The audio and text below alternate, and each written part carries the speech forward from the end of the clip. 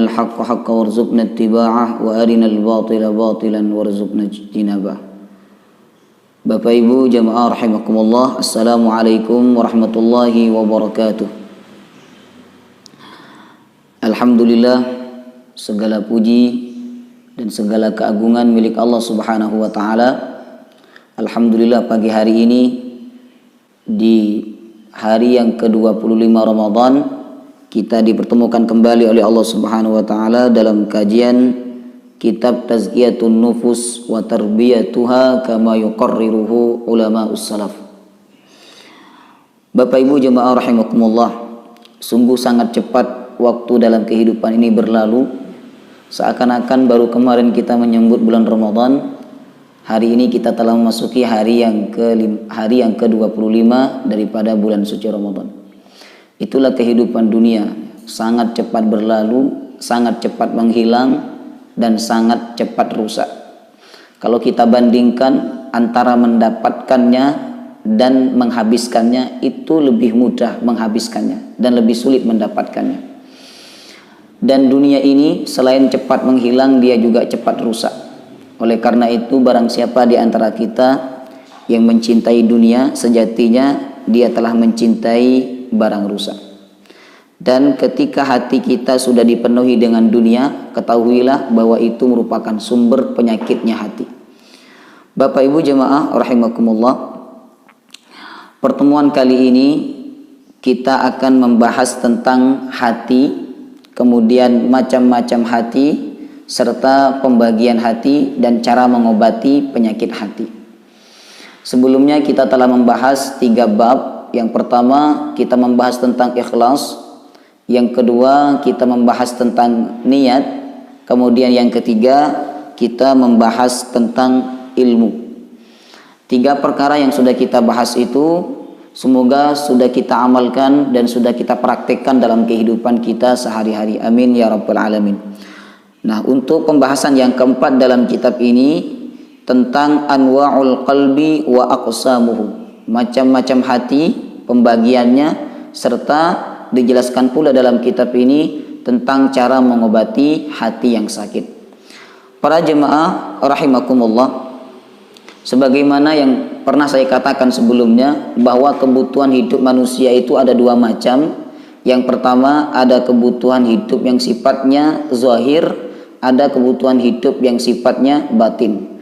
Kebutuhan hidup yang sifatnya zahir itu seperti makan, minum, olahraga, tidur, bekerja, itu bagian daripada kebutuhan hidup yang sifatnya zahir. Kemudian ada kebutuhan hidup yang sifatnya batin atau kebutuhan hati, seperti baca Al-Quran, zikir kepada Allah, sholat malam, mengingat Allah Subhanahu wa ta'ala, dan lain sebagainya. Nah, antara 2 kebutuhan ini harus sama-sama berjalan dalam kehidupan kita agar kehidupan kita berjalan dengan normal. Bapak Ibu jemaah rahimakumullah, pagi hari ini kita akan membahas tentang kebutuhan pokok yang sifatnya batin, yaitu hati. Dan yang kita bahas, poin yang pertama itu adalah tentang aqsamul qalbi, pembagian hati. Penting bagi kita untuk mengetahui macam-macam hati atau pembagian hati agar kita mengerti dan paham ada di kelompok mana kondisi hati kita. Apakah di kelompok yang pertama, kedua, atau ketiga. Ini sangat penting.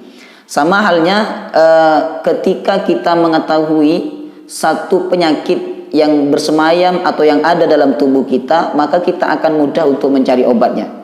Ketika kita tahu bahwa yang sakit itu kepala, maka kita akan cari obat sakit kepala. Ketika kita mengerti bahwa yang sakit itu adalah gigi, maka kita akan mencari obat gigi untuk mengobatinya. Nah, sama halnya dengan hati. Ketika kita mengerti kondisi hati kita, misalnya punya penyakit ini, punya racun ini, dan seterusnya, maka kita akan mudah untuk mengobatinya. Oleh karena itu, di kesempatan pagi hari ini sangat penting bagi kita untuk mengetahui macam-macam hati atau pembagian hati. Bapak Ibu jemaah rahimakumullah, anwa'ul qalbi wa aqsamuhu dalam kitab ini dimulai dengan firman Allah Subhanahu wa taala. Qala Allah taala, a'udzu billahi minasyaitonir rajim. Innas sam'a wal basara wal fuada kullu ulaika kana anhu mas'ula. Sesungguhnya pendengaran, penglihatan, wal fuada, hati, kullu ulaika kana anhu mas'ula, semuanya akan dimintai pertanggungjawabannya oleh Allah Subhanahu wa taala. Lihat urutan ketika Allah menyebut mata, telinga, kemudian hati. Yang pertama kali disebut oleh Allah adalah as-sam'a, pendengaran. Kemudian yang kedua penglihatan, yang ketiga baru hati. Padahal kuncinya ada pada hati. Namun dalam ayat ini posisi hati disebut di urutan yang ketiga. Karena pendengaran dan penglihatan itu merupakan faktor utama yang dapat mempengaruhi hati. Apa yang kita dengar, apa yang kita lihat itu sangat memberikan dampak kepada hati kita. Kalau yang kita dengar itu baik, yang kita lihat itu baik, maka akan memberikan dampak baik kepada hati kita. Tapi kalau yang kita dengar itu buruk, yang kita lihat itu maksiat, maka akan memberikan dampak buruk pula kepada hati kita. Oleh karena itu, sebelum Allah menyebut hati dalam ayat ini, terlebih dahulu Allah menyebut pendengaran dan penglihatan. Kata Allah, Innas sam'a wal basara wal fuada kullu ulaika kana anhu mas'ula. Sesungguhnya pendengaran, penglihatan dan hati itu semuanya akan dimintai pertanggungjawabannya oleh Allah. Ayat ini menegaskan kepada kita, Bapak Ibu, bahwa setiap apa yang kita miliki dari anggota tubuh, mulai dari mata, telinga, lisan, tangan, kaki, hati dan lain sebagainya, semuanya akan dimintai pertanggungjawabannya oleh Allah Subhanahu wa taala. Dan pada hari kiamat nanti mereka ini akan berbicara dengan sejujur-jujurnya. Di dunia mungkin kita bisa berlindung dengan kebohongan lisan kita. Kita bisa berlindung dengan kebohongan mata dan telinga kita. Namun di akhirat nanti ketahuilah Bapak Ibu, lisan, mata, telinga kita bukan lagi menjadi sahabat kita yang dapat membela kebohongan kita, yang dapat membela kecurangan kita. Mereka nanti akan bersaksi sejujur-jujurnya di hadapan Allah Subhanahu wa taala. Kata Allah, "Al-yauma nakhtimu ala afwahihim wa tukallimuna aydihim wa tashhadu arjuluhum bima kanu yaksibun." Pada hari kiamat nanti saya akan kunci lisan-lisannya manusia itu.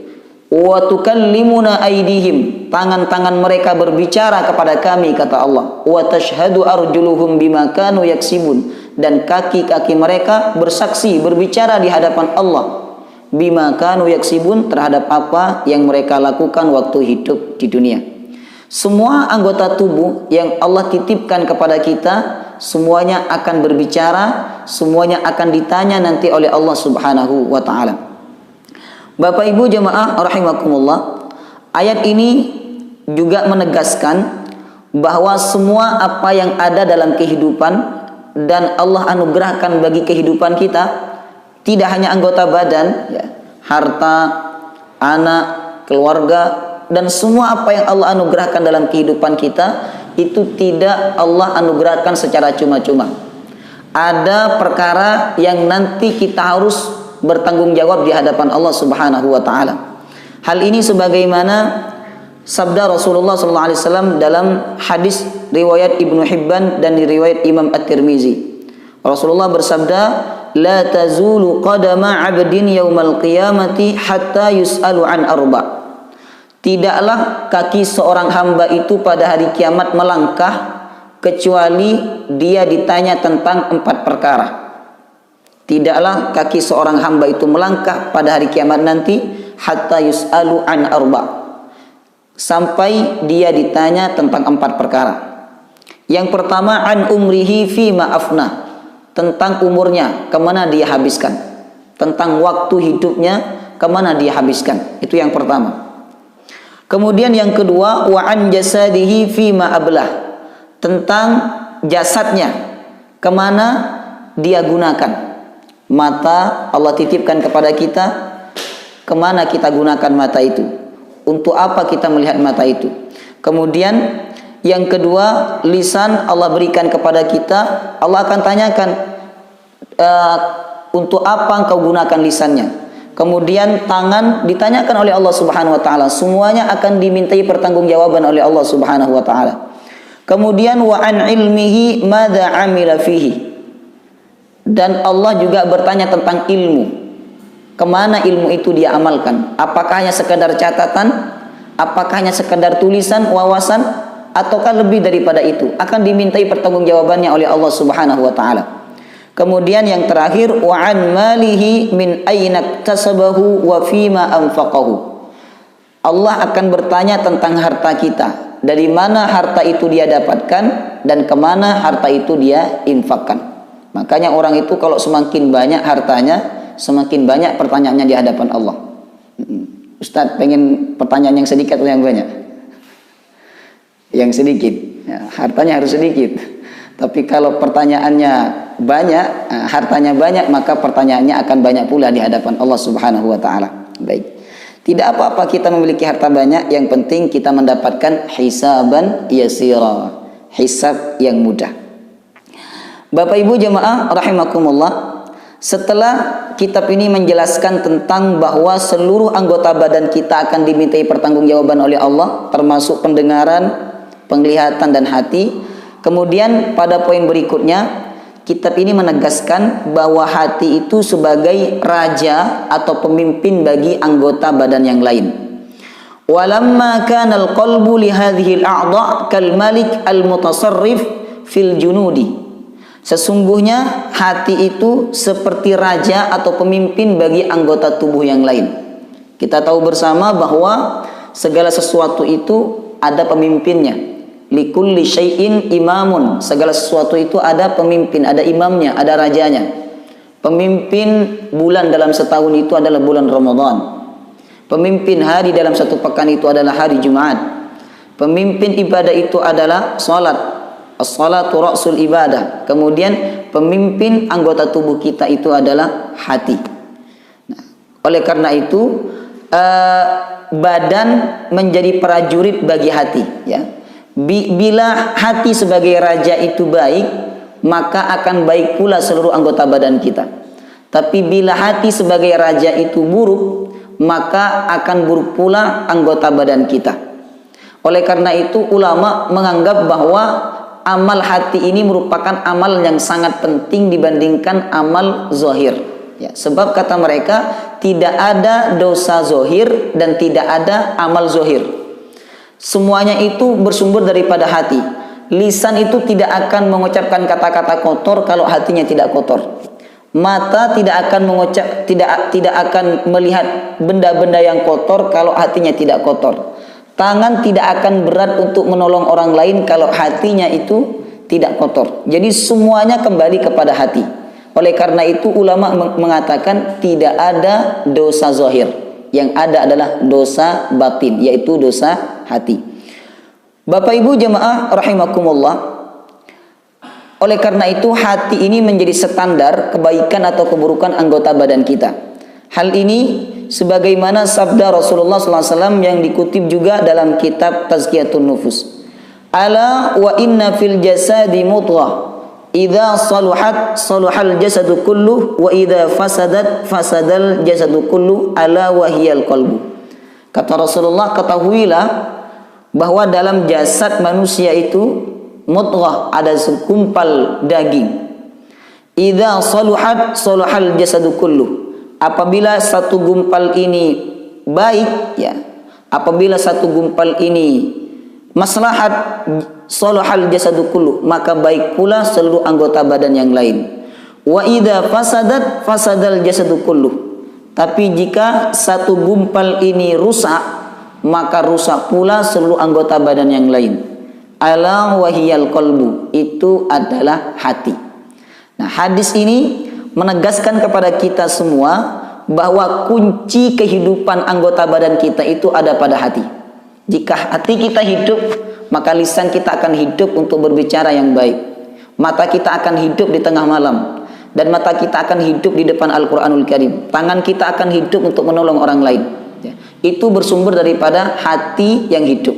Tapi jika hati kita padam, maka padam pula seluruh kebaikan-kebaikan yang ada di anggota tubuh kita. Tangan kita akan padam melakukan kebaikan, mata kita akan berat sekali untuk melihat kebesaran Allah. Lisan kita akan berat sekali untuk berzikir, mengucapkan kalimat-kalimat thayyibah dan seterusnya. Jadi kunci kehidupan ini ada pada hati. Oleh karena itu Bapak Ibu, yang diincar oleh setan dari diri kita itu hati. Setan itu nggak punya urusan apakah kita kaya mau miskin, ya, ataukah kita sakit atau sehat. Itu nggak ada urusan setan dengan perkara-perkara zahir kita. Yang diincar oleh setan itu adalah hati. Bagaimana hati kita ini tergelincir dari jalan Allah. Bagaimana hati kita ini berpaling dari jalan Allah Subhanahu wa taala. Setan mengincar hati sebagaimana yang Allah tegaskan dalam Quran surah An-Nas. Min syarril waswasil khannas alladzi yuwaswisu fi sudurin nas. Ya Allah, aku berlindung kepadamu dari bisikan-bisikan negatif. Alladzi yuwaswisu fi sudurin nas. Yang membisikkan manusia fi sudurin nas di dalam hatinya manusia. Alladzi yuwaswisu, yang membisikkan fi sudurin nas dalam hati manusia. Nah, ayat ini menegaskan bahwa yang diincar setan itu cuma satu, hati. Maka kalau kita bisa menjaga hati, yang lain insya Allah akan aman. Tapi kalau kita tidak bisa menjaga hati Bapak Ibu dari godaan setan, maka setan akan mudah untuk menggoda hal-hal lain dalam kehidupan kita. Jadi kuncinya ada pada hati. Oleh karena itu Rasulullah SAW bersabda, ala wa inna fil jasadi mudghah idza saluhat saluhal jasadu kullu wa idza fasadat fasadal jasadu kullu ala wahiyal qalbu. Kalau hatinya baik maka yang lain akan baik. Tapi kalau hatinya rusak maka yang lain akan rusak. Bapak Ibu jamaah rahimakumullah, dikatakan juga dalam kitab ini, wala yastaqimu laha syai'un min a'maliha hatta tasdura an qasdihi wa niyatihi. Bahwa zahir itu tidak akan melakukan satu amal, tangan tidak akan bertindak, mata tidak akan melihat, mulut tidak akan berbicara, hatta tasdura an qasdihi wa niyatihi, kecuali dimulai oleh maksud dan niat hati. Jadi semuanya bersumber daripada hati. Kalau hatinya baik maka penglihatannya baik. Kalau hatinya baik maka ucapannya akan baik. Makanya pada pertemuan yang lalu saya ibaratkan hati itu seperti ceret. Kalau isinya baik ya, maka yang keluar itu baik. Kalau isinya susu maka yang keluar adalah susu.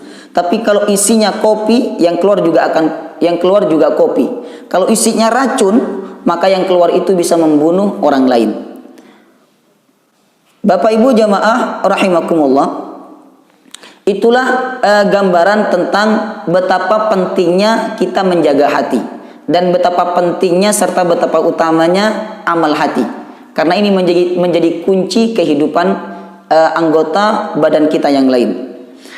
Kemudian pada poin berikutnya, kitab ini menjelaskan tentang aqsamul qulubi, pembagian hati. Nah, sekarang kita masuk kepada inti pembahasan kita, yaitu aqsamul qalbi, tentang pembagian hati. Disebutkan dalam kitab ini, inqasama bihasbi dzalika ila thalathati aqsam, bahwa hati itu terbagi menjadi 3 macam. Yang pertama, al-qalbus sahihu awis salimu, hati yang sehat atau hati yang selamat. Yang kedua, wal qalbul mayyitu, hati yang meninggal, hati yang mati. Kemudian yang ketiga, wal qalbul maridu, hati yang sakit. Ini ada 3 macam. Yang pertama, hati yang sehat. Yang kedua, hati yang mati. Yang ketiga, hati yang sakit. Baik, kita mulai dari macam yang pertama. Nah, setelah kita mengetahui macam-macam hati ini, harapannya kita bisa menilai ya, berada di posisi mana kondisi hati kita.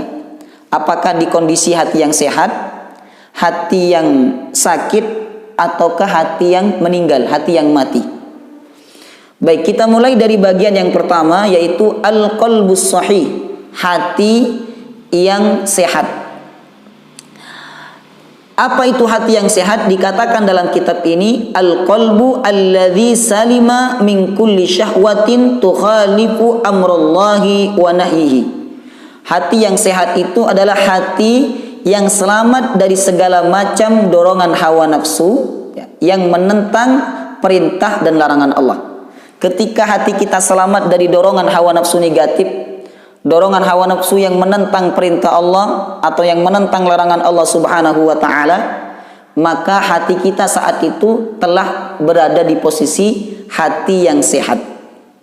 Bapak Ibu jamaah rahimakumullah, lebih simpelnya hati yang sehat itu adalah hati yang menjadi pemimpin bagi hawa nafsunya. Itu hati yang sehat. Ketika hati ini mengendalikan hawa nafsu, menjadi raja bagi hawa nafsunya, menjadi pemimpin bagi hawa nafsunya, maka ketika hati kita demikian, disitulah hati kita berada pada posisi atau bagian al-qalbus sahihu, hati yang sehat atau hati yang selamat. Seseorang yang memiliki hati yang selamat ini, siapapun dia, mau orang kaya, mau miskin, ya, orang biasa, punya kedudukan, siapapun dia, kalau dia punya hati yang sehat, punya hati yang selamat, itu menjadi bekal utama dia untuk mendapatkan keselamatan di hadapan Allah. Hal ini sebagaimana tegas Allah menyatakan dalam Quran surah Asy-Syu'ara.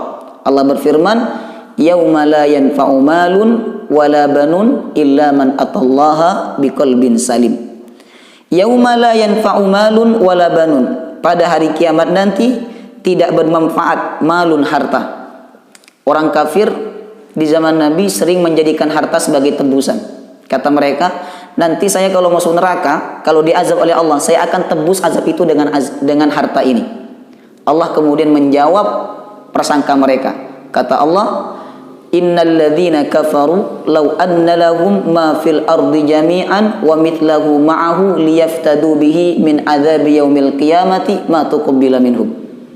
Sesungguhnya orang-orang kafir itu jika dia memiliki emas sebanyak langit dan bumi, bahkan dilipat lebih daripada itu, liyaftadu bihi min adzabi yaumil qiyamati ma tuqbila minhum, untuk menebus azab Allah pada hari kiamat, ma tuqbila minhum, maka tebusan mereka tidak akan pernah diterima oleh Allah Subhanahu wa taala. Karena memang pada hari itu la yanfa'u malun, harta tidak lagi bermanfaat. Wala banun, dan juga tidak bermanfaat banun, anak laki-laki. Dalam ayat ini yang disebut hanya anak laki-laki, sedangkan anak perempuan tidak disebutkan. Karena memang orang kafir Makkah saat itu ketika di zaman jahiliyah, mereka sangat membangga-banggakan anak laki-laki. Kata Allah, anak laki-laki yang kamu banggakan ini tidak akan bermanfaat di yaumil qiyamah nanti. Kalau dia tidak menjadi anak yang saleh, tidak menjadi anak yang taat dan beriman kepada Allah Subhanahu wa taala. Semuanya tidak ada yang bermanfaat, semuanya tidak ada yang selamat, illa man atallaha biqalbin salim, kecuali mereka yang datang kepada Allah dengan membawa hati yang selamat, hati yang sehat. Nah, maka kalau kita ingin mendapatkan keselamatan akhirat, kuncinya hanya satu dalam ayat ini, qalbun salim, qalbun sahih, hati yang selamat atau hati yang sehat. Bapak Ibu jamaah rahimakumullah, tentu kita sebagai orang beriman ingin sekali memiliki hati yang selamat, ingin sekali memiliki hati yang sehat. Nah, maka keinginan ini harus disertai dengan usaha. Nah, apa usaha yang harus kita lakukan untuk mendapatkan hati yang sehat atau hati yang selamat? Pertama, usaha yang harus kita lakukan untuk mendapatkan hati yang selamat atau hati yang sehat itu adalah kathratu tilawatil Quran. Perbanyak baca Al-Quranul Karim. Ya, perbanyak baca Al-Quran. Karena Allah berfirman, wa nunazzilu minal Qur'ani ma huwa syifaa'un wa rahmatun lil mu'minin. Kami turunkan Al-Qur'an itu sebagai obat, wa rahmatun, dan rahmat lil mu'minin, bagi orang-orang mukmin. Nah, oleh sebab itu ketika kita hendak baca Quran, ya, salah satu niat yang harus kita tanamkan adalah, ya Allah, semoga dengan baca Quran ini hati hamba menjadi sehat, hati hamba menjadi selamat. Itu niat. Kadang kita hanya berniat mendapat ridha Allah, mencari pahala dan seterusnya.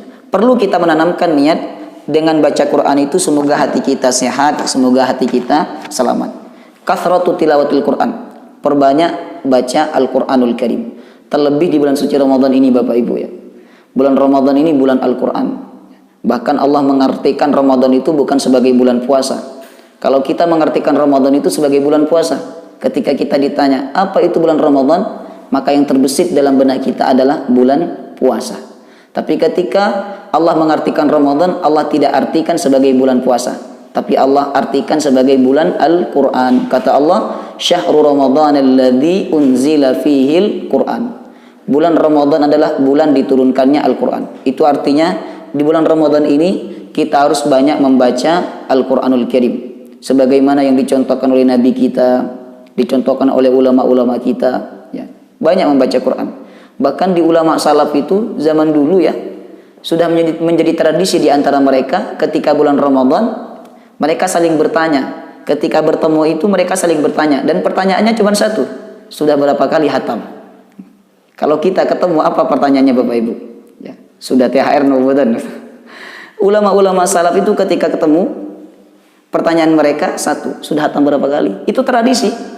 Dan ini perlu kita praktekkan kepada anak-anak kita, kepada keluarga kita, lingkungan kita. Tanya, sudah hatam berapa kali?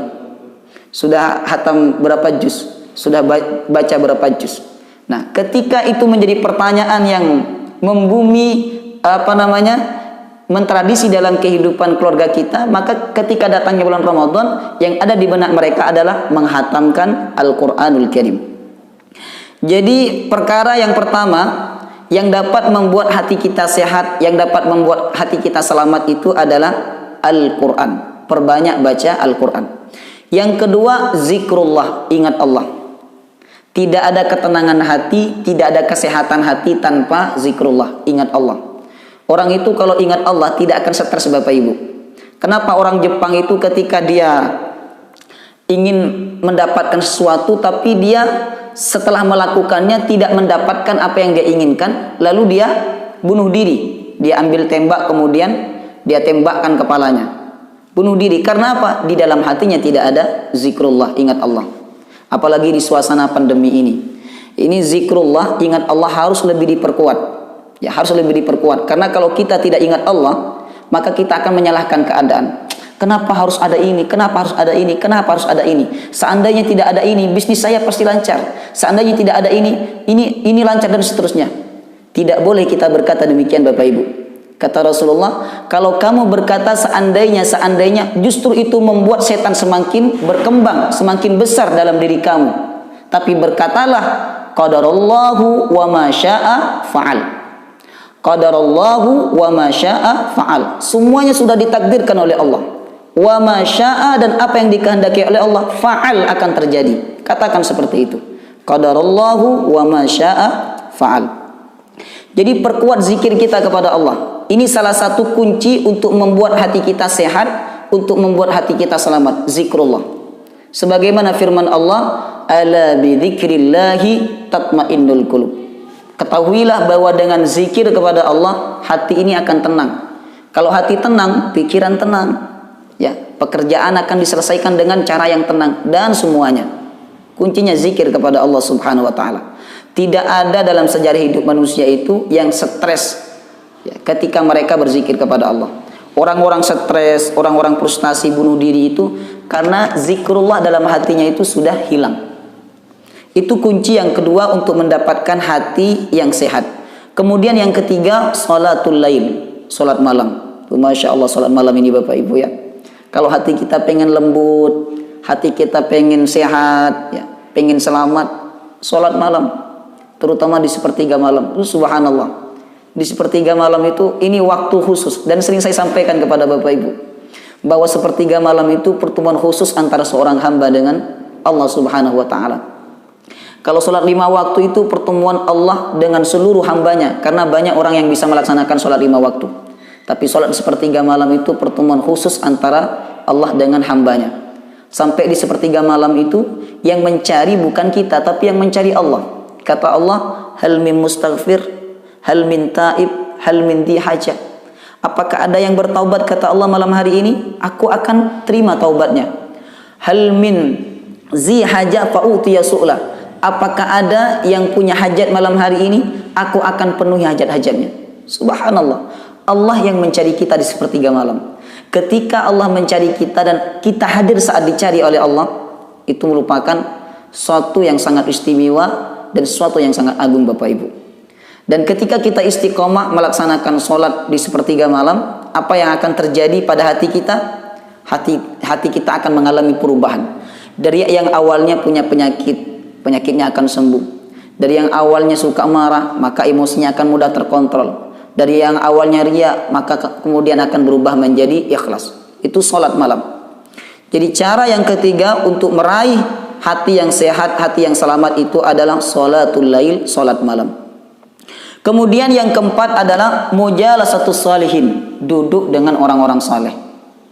Kalau kita tidak punya ilmu seperti mereka, ya paling tidak duduk bersama mereka, dengarkan nasihat mereka. Karena orang-orang saleh ini orang-orang yang dekat kepada Allah, sehingga apa yang mereka katakan itu memang bersumber dari hati mereka. Nah, duduk dengan orang-orang saleh. Orang saleh ini kata ulama seperti obat, ya. Teman itu kan macam-macam Bapak Ibu. Ada yang teman seperti racun. Kalau kita dekati bisa membahayakan diri kita, bahkan bisa membunuh diri kita. Itu bahaya. Teman yang seperti ini jangan kita dekati. Kemudian ada teman yang seperti obat, ya. Teman yang seperti obat. Ketika kita mendekati dia, maka seluruh penyakit yang ada dalam tubuh kita, maksudnya penyakit hati, akan tersembuhkan dan akan hilang dari tubuh kita. Dan teman yang seperti ini adalah orang-orang soleh. Karena itu jangan lepaskan diri kita dan jangan pisahkan diri kita dari kelompok orang-orang yang soleh. Mujalasatus salihin. Imam Syafi'i berkata, "Uhibbus salihin walastu minhum." Saya cinta orang soleh walaupun saya bukan orang soleh. Subhanallah. Ini tawadhu'nya Imam Syafi'i. Padahal beliau itu orang yang soleh, banyak karangannya, hatam Quran 2 kali, hatam Quran dalam sehari di bulan suci Ramadan. Tapi beliau berkata, "Uhibbus salihin walastu minhum." Saya cinta orang-orang soleh walaupun aku bukan golongan dari mereka. Kemudian perkataan ini dibalas oleh santrinya yang juga punya mazhab, yaitu Ahmad bin Hanbal, mazhab Hambali. Kata Imam Ahmad bin Hanbal, "Uhibbus salihin wa anta minhum." Aku cinta orang-orang soleh dan engkau Imam Syafi'i termasuk orang-orang soleh. Subhanallah. Inilah ketawaduan ulama-ulama terdahulu. Jadi cinta kepada orang soleh, berkumpul dengan orang-orang soleh menjadi salah satu sarana untuk mendapatkan hati yang sehat atau hati yang selamat. Kemudian yang kelima, untuk meraih hati yang selamat itu adalah al-ilmu, ilmu. Majelis ilmu seperti yang kita laksanakan pagi hari ini salah satu usaha untuk membersihkan hati kita. Salah satu usaha untuk menyehatkan atau menyelamatkan hati kita. Oleh karena itu di bagian sebelumnya kita membahas tentang ilmu. Kenapa ulama pengarang kitab ini memasukkan ilmu dalam kitab Tazkiyatun Nufus? Karena memang ilmu itu menjadi salah satu sarana membersihkan jiwa atau membersihkan hati kita. Itulah 5 perkara yang harus menjadi rutinitas, yang harus menjadi kebiasaan kita jika kita ingin mendapatkan atau meraih hati yang selamat, hati yang sehat. Pertama, perbanyak baca Quran. Yang kedua, zikir kepada Allah. Yang ketiga, salat malam. Yang keempat, duduk dengan orang-orang saleh. Yang kelima, jangan pisahkan diri kita dengan majelis ilmu. Bapak Ibu jemaah rahimakumullah, setelah kita melakukan 5 perkara itu, apakah kita bisa dipastikan sebagai orang yang sudah mendapatkan hati yang selamat? Nah, belum tentu. Ya, belum tentu kita mendapatkan hati yang selamat. Kalau kita melaksanakannya tidak ikhlas, kalau kita melaksanakannya tidak khusyuk, maka apa-apa yang kita lakukan itu tentu tidak akan membekas dalam hati kita. Oleh karena itu, pada bagian berikutnya, penting bagi kita Bapak Ibu untuk mengetahui tentang tanda hati yang sehat. Ini disebutkan dalam kitab ini, wa min alamati sihhatil qalbi, dan termasuk tanda sehatnya hati, annahu la yazalu yadribu ala sahibihi hatta yuniba ila Allah. Bahwa ciri hati yang sehat itu adalah hati yang selalu mengembalikan perkaranya kepada Allah. Hati yang selalu mengembalikan perkara hidup ini kepada Allah. Jadi ada sesuatu yang terjadi, itu dikembalikan kepada Allah. Jadi dia mengucapkan inna lillahi wa inna ilaihi raji'un. Kami milik Allah dan kami akan kembali kepada Allah. Nah, ketika kita mendapatkan satu musibah, ya, mendapatkan satu nikmat, mendapatkan satu kebahagiaan atau kesedihan, itu semuanya kita kembalikan kepada Allah Subhanahu wa taala. Qadarullah wa ma syaa fa'al. Jadi ciri orang yang hatinya sehat itu dia sering mengucapkan qadarallahu wa ma syaa fa'al. Semuanya sudah ditakdirkan oleh Allah. Apapun yang dikehendaki oleh Allah pasti terjadi. Termasuk ya pandemi corona ini, wabah penyakit ini tidak terjadi kecuali atas izin Allah Subhanahu wa taala. Ma asaba min musibatin illa biidznillah. Tidak ada musibah yang terjadi kecuali atas izin Allah. Jika Allah yang membuat ini terjadi, maka semuanya kita kembalikan kepada Allah. Ketika kita mengembalikan kepada Allah, disitulah ada tanda hati yang sehat dalam diri kita. Kemudian yang berikutnya, wa min alamati sihhatil qalbi annahu idza fatahu wirduhu aw ta'atun minat ta'at wajada lidzalika alamma a'zam min ta'allumil haris bi fawati malihi wa faqdihi. Termasuk tanda bahwa hati seseorang itu sehat adalah jika ada satu wirid atau satu ketaatan yang dia istiqomahkan, ternyata tanpa sengaja dia meninggalkan wirid itu atau meninggalkan ketaatan itu, maka dalam hatinya timbul perasaan penyesalan, menyesal, bahkan lebih menyesal daripada kehilangan harta. Kita istiqomah misalnya sholat malam, kemudian pada suatu malam karena kita kecapean akhirnya kita tidak bangun malam. Setelah itu kita bangun subuh, ya, hati kita merasa ada penyesalan yang sangat luar biasa, bahkan merasa kehilangan lebih parah, ya lebih dahsyat dibandingkan kita kehilangan dunia kita, ya. Maka ketika perasaan itu ada dalam hati kita, kata pengarang kitab ini, itu termasuk tanda hati kita sehat.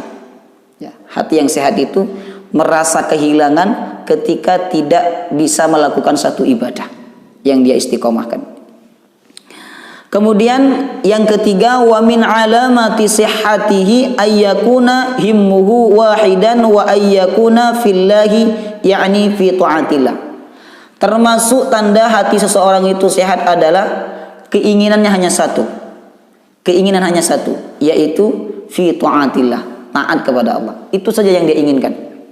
Taat kepada Allah, taat kepada Allah. Tidak ada keinginan apa-apa dalam kehidupannya kecuali satu.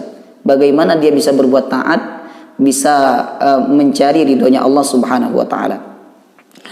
Kemudian yang berikutnya, wa min alamati sihhatihi ayyakuna asyahhu biwaqtihi ayyadhhaba dha'ian min asyaddin nasi syuhan bimalihi.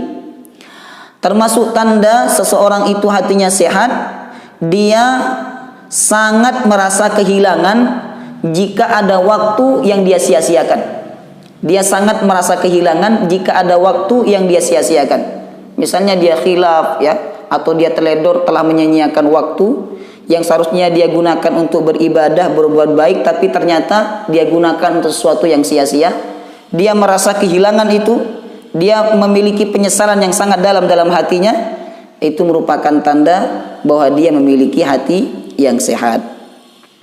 Kemudian tanda yang berikutnya, wa min alamati sihhatihi ayyakuna idza dakhala fis shalah dhahaba anhu immuhu wa ghammuhu fid dunya. Subhanallah, ya. Jadi tanda orang itu hatinya sehat adalah ketika dia melaksanakan sholat, maka pikiran-pikiran dunia itu sudah tidak ada. Pikiran-pikiran dunia ini sudah tidak ada. Ya, ketika kita melaksanakan sholat Allahu Akbar, ya, maka pikiran hutang, pikiran tentang masalah di kantor, masalah dengan tetangga, itu sudah tidak ada. Nah, itu tanda bahwa hati kita sehat. Tapi kalau datang pikiran-pikiran dunia saat kita salat, itu merupakan tanda hati kita masih belum sampai di tingkatan hati yang sehat. Para jemaah rahimakumullah, kemudian tanda yang berikutnya adalah alla yaftura an dzikri rabbih wa la yasamu min khidmatihi. Bahwa ciri hati yang sehat itu adalah dia tidak pernah meninggalkan zikir kepada Allah, selalu ingat Allah. Ya, ketika ada musibah dia mengucapkan innalillahi wa inna ilaihi rajiun. Ketika hendak tidur dia membaca doa, bangun tidur dia baca doa, mau makan dia berzikir kepada Allah, setelah makan dia berzikir kepada Allah. Jadi hidupnya dihiasi dengan zikir kepada Allah. Kalau kita menghiasi hidup kita dengan zikir kepada Allah, itu tanda bahwa hati kita sehat. Kemudian wala yas'amu min khidmatihi, tidak pernah bosan beribadah kepada Allah. Baca Quran sudah berjus-jus, tidak bosan, itu tanda hati kita sehat. Makanya sahabat Utsman bin Affan itu berkata, orang itu kalau hatinya sehat, dia tidak akan pernah bosan untuk membaca Quran. Nah, kita ini mudah bosan beribadah kepada Allah, ya. Baca Quran sedikit sudah ngantuk, ya. Belajar sedikit sudah ngantuk. Ikut ta'lim 5 menit, 10 menit sudah tidur dan seterusnya. Itu mudah bosan. Kenapa? Tanda bahwa hati kita belum sehat. Karena tanda hati orang yang sehat itu adalah wala yas'amu min khidmatihi, tidak pernah bosan untuk berkhidmat, untuk beribadah kepada Allah Subhanahu wa ta'ala. Itulah bagian pertama dari pembagian hati, yaitu hati yang sehat. Tadi sudah kita pahami pengertiannya, kemudian cara meraihnya, kemudian yang terakhir tadi kita bahas juga tanda-tanda hati yang sehat. Bapak Ibu jamaah rahimakumullah, kemudian pada bagian berikutnya kita akan masuk kepada pembagian hati yang kedua, yaitu al-qalbul mayyit, hati yang mati. Dan kita memohon kepada Allah semoga Allah menjauhkan kita dari golongan yang ini. Amin ya rabbal alamin. Al-qalbul mayyit, hati yang mati. Hati yang mati itu tidak ada bedanya dengan fisik yang mati. Fisik itu atau jasad itu kalau sudah tidak bernyawa, maka mau dipukul, mau dicubit, mau ditendang dan sebagainya, tidak akan ada rasa apa-apa bagi orang yang meninggal itu. Nah, sama hati itu kalau sudah meninggal, maka dia tidak punya perasaan apa-apa ketika dia melakukan sesuatu. Jadi ketika diuji oleh Allah, misalnya dia melakukan perbuatan dosa, kemudian diuji oleh Allah karena perbuatan dosa itu, dia tidak menganggap bahwa itu ujian dari Allah. Dia bersikap biasa-biasa saja. Itu ciri hati yang mati. Jadi sudah tidak ada pikiran apa-apa kecuali hanya kepuasan hawa nafsunya. Waliyahzubillah. Dikatakan dalam kitab ini bahwa hati yang mati itu adalah la ya'rifu rabbahu, hati yang tidak mengenal Tuhannya. Siang dia tidak mengenal Allah, pagi tidak mengenal Allah, sore tidak mengenal Allah, malam tidak mengenal Allah. Di Ramadan, walaupun di Ramadan dia tidak mengenal Allah. Kalau ada di bulan Ramadan orang tidak puasa, tidak sholat, bermaksiat kepada Allah, itu tanda bahwa hatinya adalah hati yang mati. Wal iyazubillah. Bal huwa waqifun ma'a syahwatihi. Bahkan hati yang mati itu adalah hati yang menjadi anak buah atau prajurit syahwatnya. Jadi simpelnya hati yang mati itu adalah hati yang menjadi prajurit bagi syahwatnya. Apa kata syahwatnya? Kalau syahwatnya berkata demikian, maka hati akan mengikuti. Bahkan dikatakan dalam kitab ini, walau kana fihi sukhtu rabbihi wa ghadabihi. Dia tidak peduli apakah perbuatannya itu mengandung murka Allah, mendatangkan amarah Allah, itu tidak peduli. Kalau ada orang seperti ini sudah mati hatinya Bapak Ibu. Karena ada sebagian orang beriman itu ketika dia berbuat dosa, dia masih takut akan azab Allah, dia masih takut dengan murka Allah, dia masih takut dengan amarahnya Allah Subhanahu wa taala. Tapi ada pula di antara manusia itu ketika dia berbuat maksiat, dia melampiaskan hawa nafsunya, tidak ada perasaan takut sama sekali, dia tidak peduli apakah ada murka Allah di situ, apakah ada azab Allah di situ, apakah ada amarahnya Allah Subhanahu wa taala di situ, tidak peduli. Nah, orang yang seperti ini dikatakan sebagai orang yang memiliki al-qalbul mayyit, hati yang mati. Wal yazubillah. Fa mukhalatatu sahibi hadzal qalbi saqamun. Kata ulama pengarang kitab ini, sesungguhnya berteman dengan orang yang memiliki hati yang mati itu merupakan satu kebahayaan, ya, sesuatu yang sangat membahayakan bagi kehidupan kita. Wa mu'asyiratuhu samun. Bergaul dengan mereka itu merupakan samun, racun yang dapat membunuh hati kita. Wa mujalasatuhu halakun. Sesungguhnya duduk bersama mereka itu halakun, sebuah kebinasaan. Inilah bahayanya seseorang yang memiliki hati yang mati. Oleh karena itu, kita harus punya usaha yang maksimal untuk menghindarkan hati kita agar tidak tergolong kepada hati yang mati. Salah satu caranya adalah jauhi mereka orang-orang yang memiliki hati yang mati. Bapak Ibu jamaah rahimakumullah, apa saja perkara yang membuat hati kita mati? Nah, mari kita merujuk kepada perkataan seorang ulama yang bernama Ibrahim bin Adham, ya. Ulama yang terkenal di masanya. Dikatakan dalam sebuah keterangan kitab, kana Ibrahim bin Adham yamshi fil Basrah fajtama'a ilaihin nasu. Suatu saat Ibrahim bin Adham jalan di sebuah tempat di negeri Basrah, ya. Dikatakan beliau ada di pasar saat itu. Fajtama'a ilaihin nasu, kemudian banyak manusia berkumpul kemudian menemui beliau. Jadi ulama dulu itu kalau datang ke tempat ramai pasti akan banyak orang bertemu dengannya, meminta nasihat, meminta doa dan meminta ilmu. Nah, termasuk yang terjadi kepada Ibrahim bin Adham ketika beliau datang ke pasar Basrah, ya. Fajtama'a ilaihin nasu, banyak manusia berkumpul, kemudian mereka berkata, ma bina nad'u fala yustajabu lana. Ada apa dengan kami wahai Ibrahim bin Adham? Kami ini sudah berkali-kali berdoa kepada Allah, tapi doa kami belum dikabulkan. Kata Ibrahim bin Adham, wallahi ta'ala yaqul wa qala rabbukum ud'uni astajib lakum. Beliau berkata, Allah berjanji akan mengabulkan doa setiap orang-orang yang berdoa. Kemudian beliau berkata, ya ahlal Basrah, qad matat qulubukum bi asyrati asya. Wahai penduduk Basrah, sungguh hati kalian telah mati sebab 10 perkara. Ini semoga kita bisa menghindarkan diri kita dari 10 perkara ini. Nah, ketika hati kalian mati, kata Ibrahim bin Adham, maka disitulah penyebab utama doa-doa kalian tidak diterima oleh Allah Subhanahu wa taala atau belum dikabulkan oleh Allah. Kata Ibrahim bin Adham, ya ahlal Basrah qad matat qulubukum bi asyrati asya. Wahai penduduk Basrah, sungguh telah mati hati kalian sebab 10 perkara. Yang pertama, araftumullah wa lam tuaddu haqqahu. Kalian mengenal Allah, kalian mengerti Tuhan kalian Allah, tapi kalian tidak menjalankan kewajiban-kewajiban yang Allah berikan dalam kehidupan kalian. Kita singkat saja. Kemudian yang kedua, qara'tumul Qur'an wa lam ta'malu bihi. Kalian membaca Quran tapi kalian tidak mengamalkan Al-Quran. Semoga kita tidak termasuk golongan ini Bapak Ibu.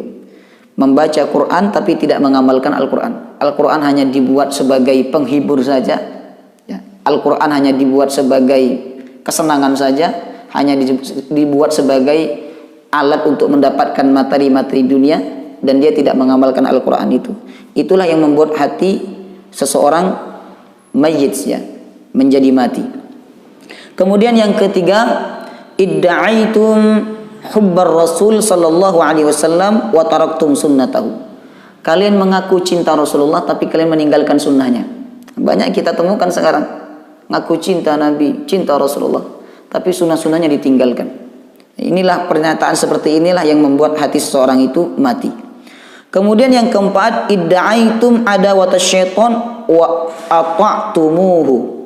Kalian mengaku sebagai musuh syaitan, ya. Kalian mengaku sebagai musuh setan wa ata'tumuhu, tapi kalian mentaati setan, mengikuti godaan setan. Kemudian yang kelima, idda'aitum dukhulal jannah wa lam ta'malu laha. Kalian menyatakan ingin masuk surga tapi kalian tidak beramal untuk mendapatkan surga itu. Kemudian yang keenam, idda'aitumun najata minan nar wa ramaitum fiha anfusakum. Kalian menyatakan diri kalian selamat dari neraka, tapi pada hakikatnya kalian telah melempar diri kalian ke dalam api neraka. Kemudian yang ketujuh, ya, qultumul maut haqqun wa lam tasta'iddu lahu. Qultumul maut haqqun wa lam tasta'iddu lahu. Kalian berkata bahwa mati itu hak, bahwa mati itu benar adanya dan akan terjadi dalam kehidupan setiap manusia, walam tasta'iddu lahu, tapi kalian tidak mempersiapkan diri untuk menghadapi kematian itu. Itulah yang membuat hati kalian mati. Artinya apa? Tidak ingat mati dan tidak menyiapkan segala sesuatu untuk persiapan hidup setelah mati. Kemudian yang kedelapan, ishtaghaltum bi'uyubin nas walam tashtaghilu bi'uyubikum. Kalian sibuk ngurus aibnya orang lain, tapi kalian tidak sibuk mengurus aibnya sendiri. Kata Ibrahim bin Adham, kalian sibuk mengurus aibnya manusia, tapi kalian lupa untuk melihat aib kalian sendiri. Ya.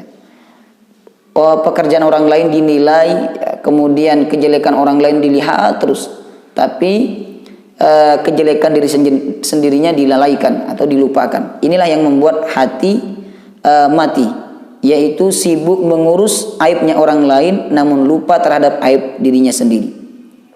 Kemudian yang kesembilan, dafantumul amwat walam ta'tabiru. Kalian mengubur orang mati tapi kalian tidak mengambil pelajaran dari orang mati itu. Kemudian yang terakhir, akaltum ni'matallah walam tashkuruhu 'alaiha. Kalian memakan nikmat Allah tapi kalian tidak bersyukur atas nikmat-nikmat tersebut. Allah beri kita nikmat tapi kita tidak bersyukur atas nikmat Allah. Nah, tanda tidak bersyukur itu apa? Sebelum makan dia tidak mengucapkan nama Allah. Setelah makan dia tidak ingat Allah Subhanahu wa taala. Itu tanda orang yang tidak bersyukur. Ya.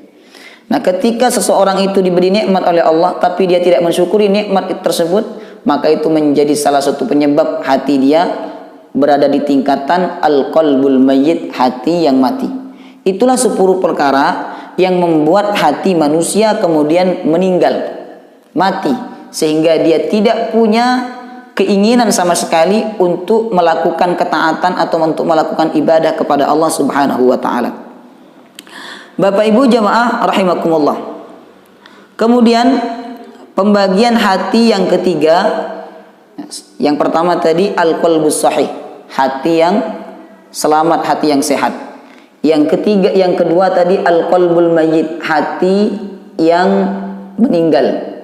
Kemudian yang ketiga, pembahasan kita yang ketiga adalah al-qalbul marid, hati yang sakit. Apa itu hati yang sakit? Dikatakan ya, dalam kitab ini, qalbun lahu hayatun wa bihi illatun. Hati yang masih hidup tapi punya penyakit. Ya. Hati yang masih hidup tapi punya penyakit. Artinya dalam hati itu bercampur dua hal yang berbeda, yaitu ada perkara yang baik, ada perkara yang buruk. Kadang dia cinta kepada Allah, kadang dia cinta kepada dunia. Kadang dia cinta taat, kadang dia cinta maksiat. Ya, jadi hidupnya 50-50, hatinya 50-50. Ada kadang dia semangat ibadah, kadang dia tidak semangat ibadah. Kadang hatinya mendorong dia untuk melakukan kebaikan, kadang hatinya mendorong dia untuk melakukan kemaksiatan. Waliyahzubillah. Dan perlu diketahui bahwa penyebab utama hati yang sakit itu adalah maksiat. Ya. Sekali lagi, penyebab utama hati yang sakit itu adalah maksiat. Maksiat ini kan perbuatan kotor Bapak Ibu. Nah, samalah dengan fisik. Ketika fisik kita atau tubuh kita masukkan minuman yang kotor, makanan yang kotor, makanan yang tidak sehat, maka makanan itu akan menjadi penyakit bagi tubuh kita. Nah, maksiat itu perkara yang kotor, ya, asupan yang kotor bagi hati kita. Maka siapa yang berbuat maksiat, semakin banyak dia berbuat maksiat kepada Allah Subhanahu wa taala, maka semakin banyak kotoran hati yang ada dalam dirinya. Sebagaimana sabda Rasulullah bahwa jika ada seorang hamba berbuat maksiat kepada Allah, maka dia telah menempelkan satu bintik hitam dalam hatinya. Berbuat maksiat lagi, satu bintik hitam lagi menempel dalam hatinya. Terus, kalau dia terus-menerus melakukan perbuatan maksiat itu dan tidak bertaubat kepada Allah Subhanahu wa taala, maka ketahuilah Bapak Ibu, hatinya akan gelap. Ketika hatinya gelap, lama-kelamaan karena tidak diobati, hati itu akan mati. Waliyahzubillah. Oleh karena itu, sebagaimana fisik atau sebagaimana tubuh, Ketika tubuh kita ingin sehat, ketika fisik kita ingin sehat, maka masukkanlah minuman atau makanan yang sehat pula. Pandai-pandai memilah dan memilih makanan yang harus kita masukkan ke dalam tubuh kita. Nah, demikian pula ketika kita ingin hati kita sehat, ingin hati kita selamat, pandai-pandailah memasukkan sesuatu yang baik ke dalam hati kita. Ya, penglihatan kita yang baik, mata kita atau dengarkanlah sesuatu yang baik, ya. Ambillah sesuatu yang baik, ringankan tangan kita untuk melakukan kebaikan. Nah, ketika kebaikan-kebaikan itu masuk dalam hati kita, maka insya Allah hati kita akan menjadi hati yang sehat. Tapi sebaliknya, jika kotoran yang masuk dalam hati kita maksiat, pandangan yang buruk, ya, mendengar sesuatu yang buruk, berkata-kata yang buruk, berkata-kata yang dilarang oleh Allah, melangkah kepada sesuatu yang buruk, maka hati kita akan menjadi sakit. Waliyazbillah. Bapak Ibu jemaah rahimakumullah. Oleh karena itu penting bagi kita, selain perbuatan maksiat, ya, yang menjadi penyebab hati seorang manusia itu sakit, ada penyebab-penyebab lain yang harus kita ketahui dan penting untuk kita ketahui yang menyebabkan hati manusia itu sakit. Apa saja racun yang membuat hati manusia sakit atau bahkan jika tidak diobati, maka hati itu akan meninggal. Yang pertama adalah fudulul kalam, banyak bicara, banyak ngobrol, istilahnya itu ngerumpi, ya. Banyak berbicara, banyak ngobrol, ya, banyak berucap, ini membuat hati sakit. Dikatakan dalam hadis yang diriwayatkan oleh sahabat Anas bin Malik radhiyallahu anhu, Rasulullah SAW bersabda, la yastaqimu imanu abdin hatta yastaqima qalbuhu. Tidaklah lurus iman seseorang kecuali hatinya lurus. Wala yastaqimu qalbuhu hatta yastaqima lisanuhu. Tidaklah lurus hati seseorang kecuali lisannya lurus. Nah, ini pentingnya kita menjaga lisan. Lisan menjadi standar lurusnya hati, dan lurusnya hati menjadi standar lurusnya iman.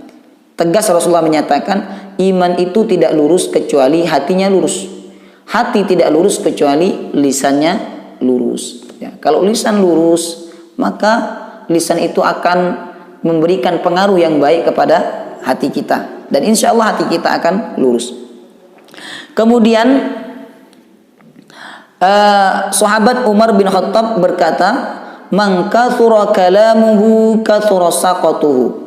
Barang siapa yang banyak bicara, banyak omong, maka akan banyak salahnya pula. Orang yang banyak bicara itu banyak salahnya. Dan orang yang banyak bicara itu ujung-ujungnya dia berbohong. Ya, karena semangatnya dia berbicara, akhirnya dia berbohong.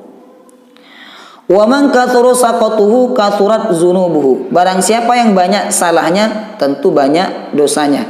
Wa man kathurat dzunubuhu kanatin nar aula bihi. Dan barang siapa yang banyak dosanya, maka neraka lebih berhak untuk dia tempati. Bapak Ibu jemaah rahimakumullah. Kemudian hadis lain yang menjelaskan tentang betapa utamanya kita menjaga lisan adalah hadis yang diriwayatkan oleh sahabat Mu'adz bin Jabal radhiyallahu an.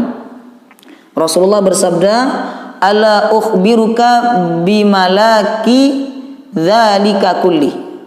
Maukah aku tunjukkan kepada engkau wahai Mu'adz sesuatu yang dapat mengendalikan semua itu?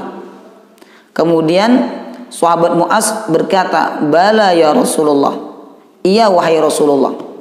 Kemudian Rasulullah fa'akhadha bilisanihi, beliau mengambil lisannya.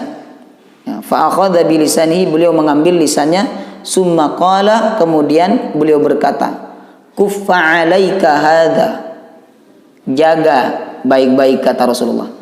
Dipegang lisannya oleh Rasulullah. Kemudian Rasulullah berkata, jaga baik-baik lisanmu. Tahan lisan ini, jangan sampai berkata dengan perkataan yang kotor. Kemudian sahabat Mu'adz berkata, ya Nabi Allah, wa inna la mu'akhaduna bima natakallamu bih. Apakah kami akan diazab sebab apa yang kami ucapkan? Kemudian Rasulullah SAW bersabda, ya Mu'adz, wa hal yukabbun nas fin nari ala wujuhihim illa hasaidu alsinatihim. Tidaklah manusia itu dimasukkan ke dalam neraka kecuali karena lisan-lisan mereka yang berkata-kata kotor. Jemaah rahimakumullah, bahkan dalam keterangan riwayat yang lain dikatakan bahwa satu ketika sahabat Umar bin Khattab datang menemui sahabat Abu Bakar As-Siddiq. Kemudian saat Umar menemui sahabat Abu Bakar As-Siddiq, sahabat Abu Bakar As-Siddiq sedang menarik-narik lisannya, ditarik-tarik oleh Abu Bakar As-Siddiq. Kemudian ditanya oleh Umar bin Khattab, "Wahai Abu Bakar, apa yang membuat Anda melakukan demikian? Semoga Allah mengampuni dosa-dosamu." Kemudian Abu Bakar berkata, "Wahai Umar, inilah yang banyak membuat manusia terjerumus dalam lembah neraka jahanam, lisan." Ya. Jadi hati-hati Bapak Ibu ya. Karena salah satu yang membuat hati kita itu punya penyakit atau hati kita kotor atau bahkan mati, salah satunya adalah fudulul kalam, banyak bicara. Makanya kalau sudah selesai acara sudah pulang. Jangan berkumpul, jangan banyak bicara. Ujung-ujungnya nanti menggibah orang lain. Ujung-ujungnya membicarakan kejelekan orang lain dan seterusnya. Ya, jangan banyak bicara. Dan banyak bicara itu biasanya diawali dari banyak berkumpul. Jangan banyak berkumpul agar kita tidak banyak berbicara. Kemudian perkara yang kedua yang dapat membuat hati kita sakit ya, adalah fudulun nazar, banyak melihat. Sedikit menundukkan pandangan, banyak melihat ya. Banyak melirikkan mata, banyak melihat hal-hal dari dunia ini, banyak melihat. Iya, kalau yang dilihat itu adalah kebesaran Allah. Tapi kalau yang dilihat itu maksiat, itu sangat berbahaya. Dikatakan dalam kitab ini bahwa mata itu merupakan sahmun masmumun min sihami iblis. Mata itu merupakan racun daripada racunnya iblis. Dan iblis itu merusak hati manusia. Pintu utamanya adalah mata. Pintu utamanya adalah mata. Faman ghadda basarahullahu awratahu halawatan yajiduha fi qalbihi ila yaumi yalqahu. Barang siapa yang menundukkan pandangan, faman ghadda basarahu lillah awratahu halawatan yajiduha fi qalbihi ila yaumi yalqahu. Barang siapa yang menundukkan pandangan karena Allah, maka Allah akan memberikan kenikmatan sampai hari kiamat. Maksudnya kenikmatan dalam beribadah. Kalau tidak percaya silakan Bapak Ibu coba. 1 minggu saja tundukkan pandangan kita. Jangan melihat maksiat. Jangan melihat kemewahan dunia yang dimiliki orang lain. 1 minggu saja kita tundukkan pandangan kita. Insya Allah janjinya Rasulullah ini akan terwujud dalam kehidupan kita. Kita akan benar-benar mendapatkan kenikmatan dalam beribadah kepada Allah. Kenapa saat kita beribadah kenikmatan itu tidak hadir? Ya, keseriusan itu tidak hadir. Salah satunya adalah karena kita masih belum serius untuk menundukkan pandangan kita dari perkara-perkara yang dilarang oleh Allah dan menundukkan pandangan kita dari kemewahan-kemewahan dunia yang dimiliki oleh orang lain. Oleh karena itu Bapak Ibu, perkara yang kedua yang dapat menjadi racun, yang dapat menjadi penyakit bagi hati kita adalah fudulun nazar, banyak melihat. Ya. Sebaliknya, perkara yang dapat membuat hati kita itu bersih, selamat adalah qillatun nazar, sedikit melihat.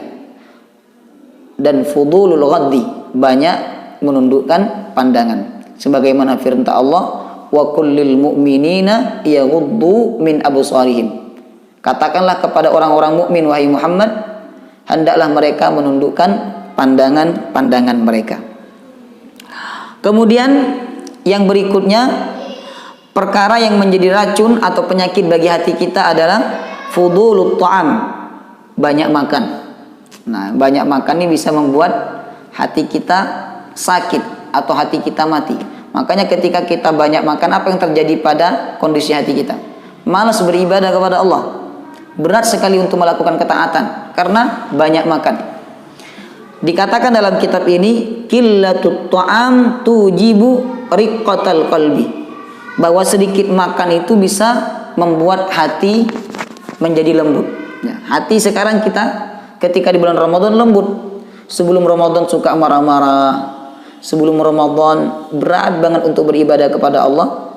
Nah, ketika bulan Ramadan sangat ringan untuk beribadah kepada Allah, emosi mudah terkontrol. Karena apa? Qillatut ta'am, sedikit makan. Nah, kalau kita sedikit makan, maka hati itu akan mudah bercahaya. Tapi kalau kita banyak makan, maka hati itu akan mudah gelap. Akan ada penyakit yang bersarang dalam hati kita. Para jemaah rahimakumullah, oleh karena itu amalan-amalan yang diajarkan oleh Rasulullah salah satunya adalah puasa. Dalam satu pekan itu kita ada puasa Senin Kamis.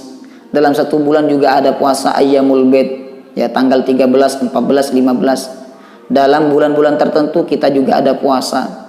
Bahkan Nabi itu kalau di rumahnya tidak ada makanan, beliau puasa dan seterusnya. Itu untuk mencontohkan kepada kita betapa pentingnya kita menyedikitkan makan atau mengurangi makan demi bercahayanya hati kita. Dan betapa bahayanya seseorang itu kalau berlebih-lebihan dalam makan. Karena banyak makan itu dapat membuat hati kita kotor atau punya penyakit. Kemudian yang terakhir perkara yang membuat hati kita punya penyakit adalah fudulul mukhalatati, banyak berkumpul, banyak bergaul. Nah, jangan terlalu banyak bergaul, terutama anak-anak muda. Jangan terlalu banyak bergaul dengan teman-teman kita. Karena teman itu ada yang baik, ada yang tidak baik.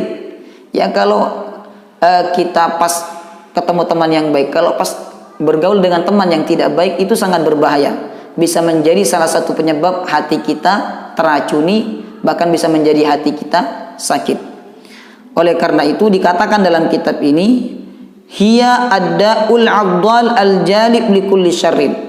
Sesungguhnya banyak bergaul itu dapat membuat hati menjadi sakit, dan itu merupakan perbuatan sebagai sesuatu yang dapat mengundang segala kejelekan. Wa kam salabatil mukhalatatu wal mu'ashiratu min ni'matin wa kam zara'at min adawatin. Betapa banyak gara-gara banyak bergaul, gara-gara sering berkumpul, kenikmatan ibadah itu menjadi hilang. Yang terbayang adalah tertawanya teman kita, yang terbayang adalah cerita-cerita teman kita, sehingga kenikmatan ibadah itu menjadi hilang. Oleh karena itu Nabi sebelum diangkat menjadi seorang Nabi dan Rasul, beliau melakukan khulwat, menyendiri beliau di dalam Gua Hira, menghindari perkumpulan manusia. Itu salah satu tujuannya adalah untuk mendapatkan cahaya dalam hatinya. Wa kam zara'at min adawatin, dan betapa banyak gara-gara perkumpulan dan gara-gara sering bergaul kemudian timbul permusuhan, ya. Wa kam gharasat fil qalbi min hazazatin tazulul jibalur rasiyat wa hiya al-qulub la tazul. Betapa banyak orang yang gara-gara berkumpul, gara-gara banyak bergaul, hatinya menjadi keras. Waliyazzubillah. Itulah 4 perkara yang dapat membuat racun bagi hati kita. Yang pertama adalah fudulul kalam, banyak bicara. Yang kedua fudulun nazar, banyak melihat, tidak menundukkan pandangan. Yang ketiga fudulut ta'am, banyak makan. Kemudian yang keempat fudulul mukhalatah, banyak bergaul atau banyak berkumpul dengan manusia.